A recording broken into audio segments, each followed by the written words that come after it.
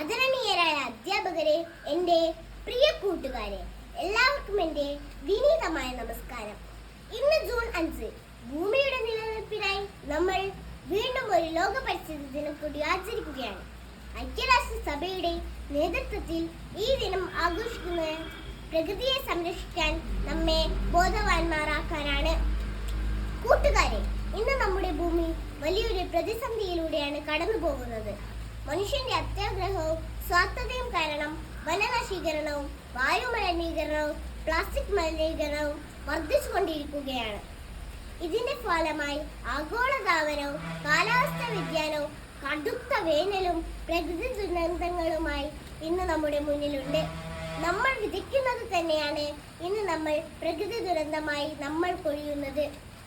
പ്രകൃതി സംരക്ഷണത്തിന് കുട്ടികളായ നമുക്കും വലിയ ഉത്തരവാദിത്തമുണ്ട്. പരിസ്ഥിതി സംരക്ഷണം എന്നത് കേവലം ജൂൺ 5 നടത്തുന്ന പ്രസംഗത്തിലോ ഒരു തൈ നടലിലോ ഒതുക്കേണ്ടതല്ല.